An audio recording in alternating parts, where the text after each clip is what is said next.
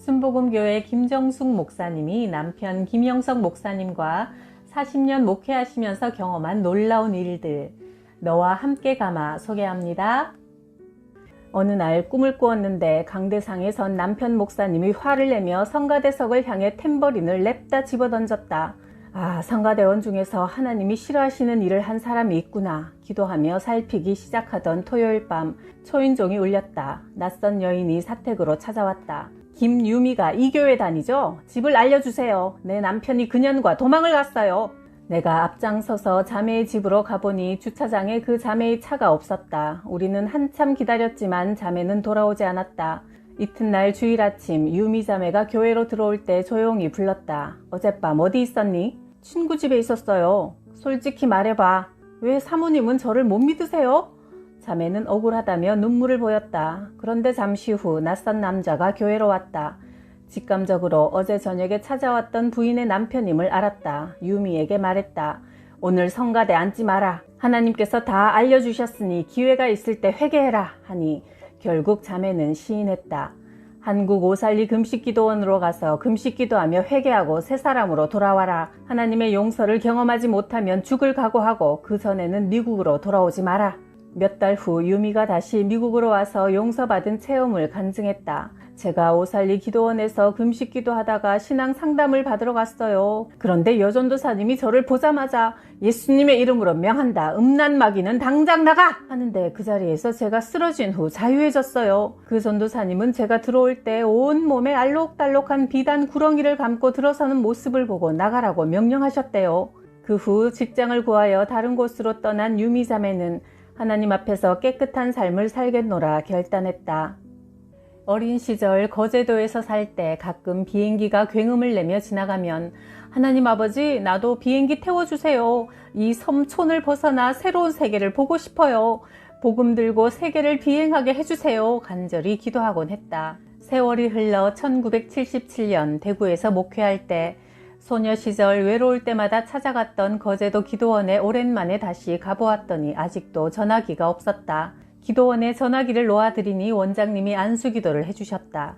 하나님께서 이 가정을 미국으로 보낼 테니 기도로 준비하세요. 그 후 어느 날 남편이 말했다. 오늘 새벽기도 중에 미국으로 떠날 준비를 하라고 하셨어.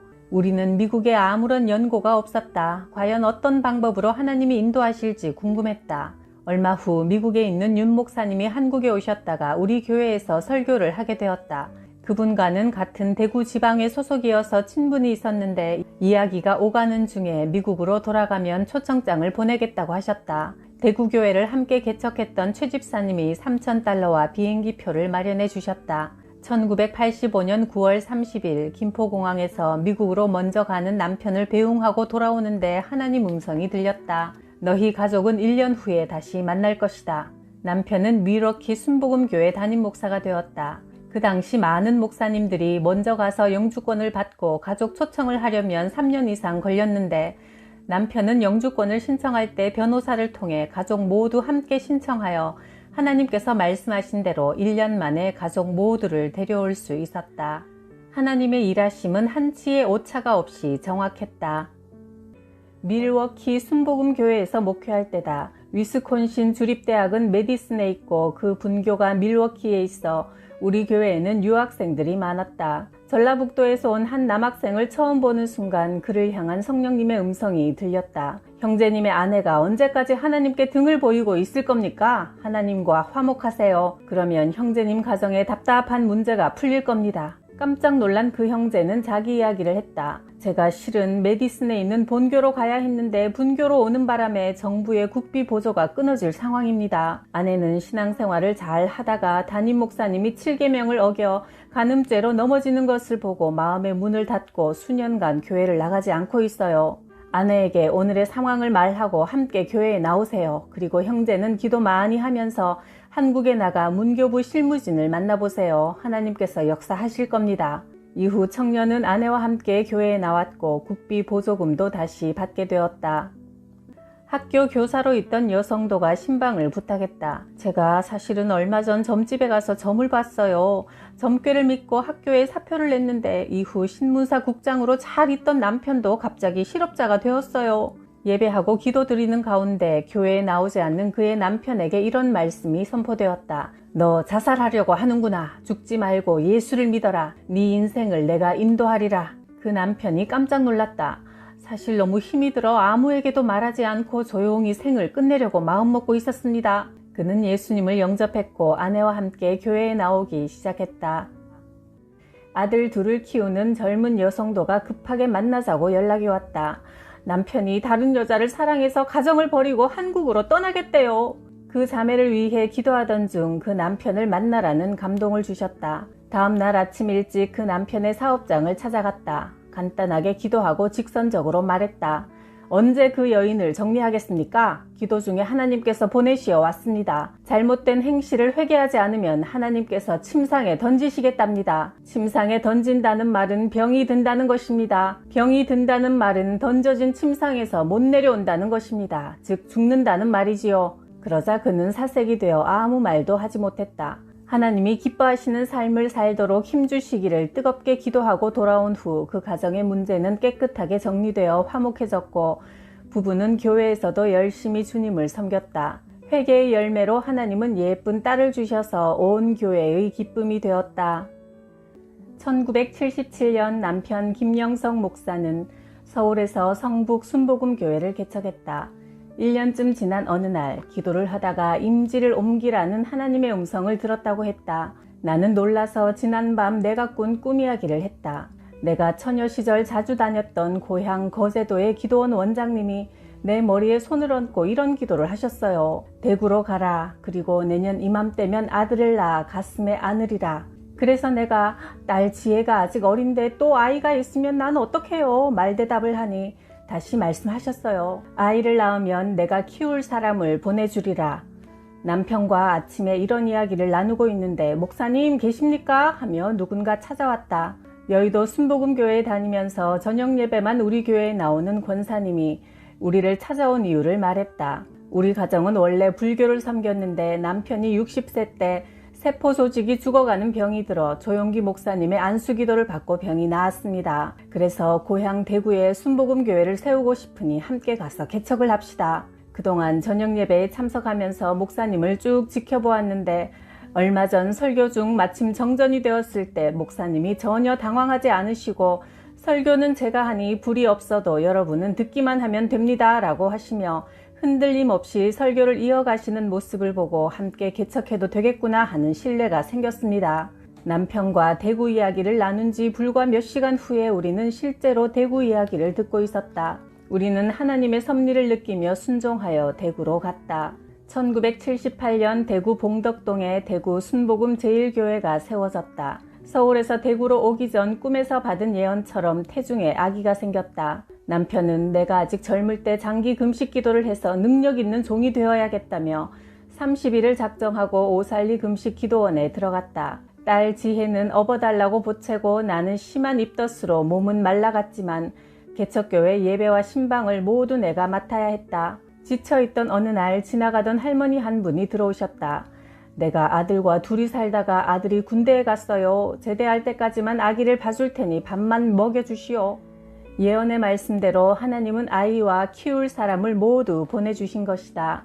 나는 하나님의 약속을 믿고 사람들에게 뱃속 아기가 아들이라고 선포하며 다녔다. 시어머니는 딸 둘을 낳았으니 세 번째도 딸이기 쉬운데 큰소리 친다고 나무라셨다. 1979년 대구 제1산부인과에서 출산을 했다.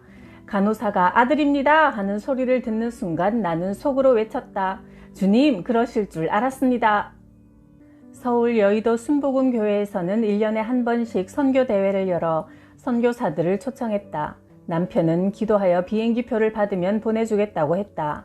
하나님, 한국 가는 경비를 주세요. 기도하던 어느 날 저녁 윤 권사님이 연락도 없이 사택 문 앞에 서 있었다. 제가 오늘 장사를 끝낸 후 너무 시간이 늦어서 은행에 수익금을 입금하지 못하고 집으로 가는데 자꾸 사택으로 가보라는 마음이 들어서요. 오늘 장사하여 번 돈을 사모님께 드리라는 감동이 강하게 왔어요. 하며 봉투를 건네셨다. 나는 감사한 마음으로 저녁을 대접하고 자초지종을 이야기했더니 권사님은 성령님의 감동하심에 순종하게 되어 매우 기뻐하셨다. 나는 LA 외곽에 있는 은혜기도원에 자주 가서 철야 기도를 했다. 한국인뿐 아니라 여러 민족 성도들이 올라와 기도의 함성은 산 정상에서 아래로 퍼져나갔다. 하나님께 마음을 집중하며 기도하는 중 조용하게 주님의 음성이 들렸다. 종아, 집을 선물로 주마. 지금 곧 매입하라. 저는 아무 준비도 없지만 아버지께서 주시면 감사히 받겠습니다. 그렇게 말씀드리고 일을 행하실 하나님을 기대하며 내려왔다. 다음 날 신집사님 가정에서 맛있는 저녁을 대접받고 이야기를 나누는데 집사님이 봉투를 하나 내밀었다. 1만 달러예요. 생전 처음 만져보는 큰돈 1,000만 원이었다. 그 순간 주님께서 집을 사라고 했던 음성이 생각났다. 부동산 일을 하는 집사님의 주선으로 미국 오렌지 카운티 플로튼에 18만 달러짜리 콘도를 사게 되었고 1만 달러로 보증금을 내고 17만 달러는 은행 융자를 받았다. 하나님 은혜로 미국에서 처음으로 집을 가지게 되었다. 고속도로가 가까워 어디든 쉽게 다닐 수 있는 교통이 좋은 곳이었다. 시카고 외곽에 있는 샴버그에서 목회할 때 새 자동차가 급하게 필요했다. 교회에 있는 낡고 오래된 작은 차는 시동이 자주 꺼져 도로 중간에서 멈추곤 해 위험했다. 하나님 아버지, 발을 주세요. 발이 있어야 신방도 하고 일할 수 있어요. 그때 한인 마켓인 팔도식품에서 경품 잔치를 하는데 1등이 현대 엑셀 승용차였다. 식품 30달러를 구매하면 티켓을 한 장씩 주었다. 경품 뽑기가 시작되었다. 1등 7063번 계십니까? 할렐루야, 우리가 당첨되었다. 그동안 교회 광고를 신문에 내고 싶어도 비용이 비싸서 못했는데 자동차가 당첨되자 3대 일간지 신문 기자들이 자동차 앞에 남편을 세워놓고 사진을 찍고는 교회 안내까지 자세하게 실어주었다. 1975년 강원도 횡성군 초원감리교회에서 목회할 때였다. 농가의 겨울은 일이 없어 한가했다. 이때 열리는 부흥회는 축제였다. 동태국에 문어 끓이고 떡이며 전이며 넉넉하게 음식을 준비하여 온 동네 사람들과 함께 나눠 먹으며 집회를 가졌다. 은혜가 한창 무르익어 갈 즈음 앞에 앉은 박순자 집사의 행동이 이상했다. 아무래도 악령의 역사 같은데. 집회가 끝나고 강사님을 배웅하고 사택으로 돌아오니 교인들이 사색이 되어 달려왔다. 박 집사가 미쳤어요. 빨리 와보세요. 남편과 함께 강단에 엎드려 하나님의 도우심을 구하는 기도를 먼저 드리고 나서 그 집으로 갔다. 우리가 도착하기 얼마 전 박 집사가 주의 종이 온다 하며 장롱 사이에 머리를 쑤셔 박았다며 거기 있던 교인들이 놀랐다. 우리가 들어서자 박 집사가 먼저 입을 열었다. 기도 소리가 무섭다. 나를 잡으러 왔느냐? 남편이 말했다. 너는 누구냐? 예수님의 이름으로 명하노니 당장 나오너라. 그러자 박 집사가 갑자기 벌떡 일어나 시어머니에게 다가가서 남자 목소리로 말했다. 형수, 내가 형님 대신 일본으로 징용 갈 때 형수가 떡을 쪄줬잖아요. 그때 떡이 익지도 않고 시루가 깨졌잖아요. 내가 탄 배가 파선할 것을 가르쳐준 징조였는데 그때 왜 나를 보냈어요? 시어머니는 그 말이 사실이라고 했다. 징용 가는 사람들이 탄 배가 현해탄을 건널 때 파선되어 많은 사람들이 수장되었다는 증언에 놀랐다. 남편이 다시 명령했다. 죽은 사람의 이름을 빌려 속이는 이 악한 영아, 지금 당장 나가거라. 그러나 그날 밤은 귀신이 쫓겨나가지 않았다. 우리는 매일 밤 그 집에 가서 예배를 이어갔다. 그러다가 남편이 서울에 가서 하루 자리를 비운 어느 늦은 밤 혼자 자고 있는데 방문이 벌컥 열렸다. 문고리를 숟가락으로 고정시켜 놓았는데도 박 집사가 전설의 고양처럼 머리를 풀어헤치고 달빛을 등지고 서 있었다. 순간 나는 반사적으로 일어나 그 이마에 손을 대고 온 동네가 떠나갈 듯 큰 소리로 외쳤다. 예수의 이름으로 명하노니 이 더러운 귀신아 나가라! 그러자 박 집사가 놀라서 갑자기 교회 종을 치기 시작했다. 그 후 박 집사는 제정신으로 돌아왔고 이 소문이 퍼져나가면서 초원리에 예수님 믿는 사람들이 점차 늘어났다. 그중 농토를 많이 가지고 있는 부자 할아버지가 집안에 있던 우상들을 모두 불태우고 예수님을 구주로 영접했다. 이튿날 부자 영감님의 아내와 그 작은 동서가 우물가에서 만났다. 이제 우리가 예수 믿기로 했는데 어젯밤 꿈에 우리 집에서 시커먼 개들이 나가더라. 광에서도 나가고 방에서도 나가고 부엌에서도 나가고. 그러자 작은 동서가 기겁하며 대답했다. 형님, 저도 어제 이상한 꿈을 꿨는데 조상님들이 한복을 차려입고 우리 집으로 우르르 들어서면서 이제 윗집에서 못 살겠다 하며 안방 아랫목에 주르르 앉더라고요. 우리 집 귀신들이 너희 집에 갔나 보다. 그 말에 혼비백산한 아랫집도 예수님을 믿겠다며 예배를 드려달라고 요청해왔다. 부자 할아버지는 소작인들에게도 복음을 전했다. 김서방, 오는 공일날 뭐 하는가? 별일 없습니다. 그럼 그날 교회에서 보세. 초신자의 열띤 전도로 교회는 나날이 부흥되었다. 결혼 전 고향 거제도 기도원에 자주 올라가서 기도에 힘썼다. 기도원으로 올라가는 길에 절이 하나 있었다. 나는 노자산 절간 스님이 예수님을 믿고 구원받게 해달라고 매일 기도했다. 어느 겨울 기도원 예배당에 들어서니 뒤쪽 구석에 여자 스님이 앉아 있었다. 나는 할렐루야를 외치며 기도했다. 하나님, 오늘 밤은 스님의 밤이 되게 해주세요. 예배 중에 갑자기 뒤에서 스님이 앉은 자세로 방방 뛰면서 승복을 입은 채로 절규하듯 아이고 하나님 아버지를 부르는 모습에 모인 우리의 가슴에도 성령불이 붙었다. 스님은 간증을 들려주었다. 밤마다 잠을 자려 하면 큰 짐승 같은 것이 절간의 벽을 쿵쿵 치는데 무서워서 잠을 잘 수 없었어요. 그래서 기도원으로 내려와 잠을 좀 재워달라고 부탁하니 원장님은 재워주는 대신 기도원에서 드리는 저녁 예배에 참석하라고 조건을 달았지요. 제가 사실은 중2 되기 전에 교회 집사로 잘 살았습니다. 그러다가 남편의 변심으로 이혼을 하게 되었고 위자료 받은 돈으로 저를 매입하여 주지가 되었지요. 세상과 인연을 끊고 깊은 산중으로 하나님의 눈을 피하여 숨어 들어왔는데 하나님께 들켜버렸네요. 절간은 기도원에 혼납되어 숙소로 변하고 승복 대신 한복을 곱게 차려입은 스님은 루디아라는 이름으로 개명했다. 훗날 루디아는 산을 내려가서 옛집 주변을 서성이다가 그 자리에서 우연히 남편을 만났다. 남편은 아내를 찾아 방방곡곡 다녀도 찾을 수가 없어 예전에 살던 집을 한 번 더 보고 싶어 찾아갔는데 그곳에서 루디아를 영화처럼 만난 것이다. 소설 같은 실화, 이 모든 것은 하나님이 연출하신 드라마였다. 콜로라도 덴버에 있는 침례교회에 부흥회를 인도하러 갔다. 첫날 집회 후 기도받고 싶은 분은 강대상 앞으로 나오라고 초청했다. 100여 명의 성도들이 돌아가지 않고 남았다. 하나님께서 마음에 주시는 감동에 따라 안수하며 기도하는데 덩치 큰 남자의 울음소리가 몹시 거슬렸다. 담임 목사님이 그분에 대해 말해주었다. 한 달 전에 5살 된 딸을 잃고 매일 저렇게 울고 있어요. 나는 그 울음 뒤에 다른 영이 역사함을 감지하고 명령했다.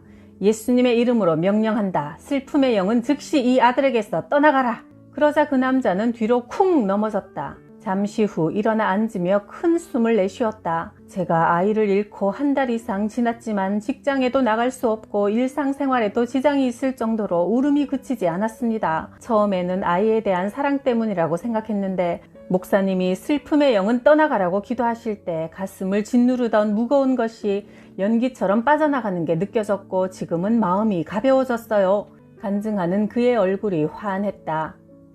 귀신들은 하나님을 직접 대적할 수 없으니 하나님의 형상을 입은 사람들, 특히 하나님께서 사랑하시는 성도들을 계속 공격한다. 어느 날 여자 집사님이 찾아와 상담했다. 자꾸 귀에서 누가 속삭여요. 퇴근 후 운전하며 집으로 돌아오는데 중앙분리대를 들이받아라 하는 소리에 며칠 시달리다가 목사님을 만나야겠다고 생각하니 가지 마라. 너 시어머니 때문에 고생 많이 했지? 그 목사도 너의 시어머니처럼 경상도 사람이고 똑같다. 그 목사 만나지 말라고 해서 이상하여 찾아왔어요.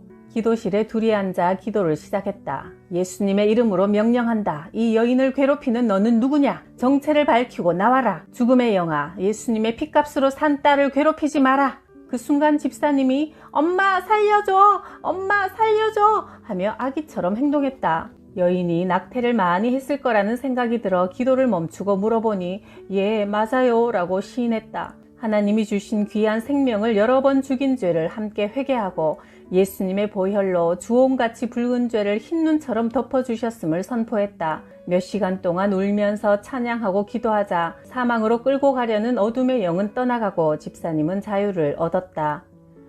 시골 마을을 지나가는데 할아버지 한 분이 멍석에 곡식을 널어 말리고 있는 모습이 보여 집으로 들어가며 말했다. 안녕하세요. 예수님 믿으시라고 인사 왔습니다. 말이 떨어지기 무섭게 할아버지는 곡식 젓던 막대기를 휘두르며 나를 때릴 기세로 소리쳤다. 가시나가 집에 얌전히 있다가 시집이나 갈 것이지 재수없게 남의 집을 돌아다녀?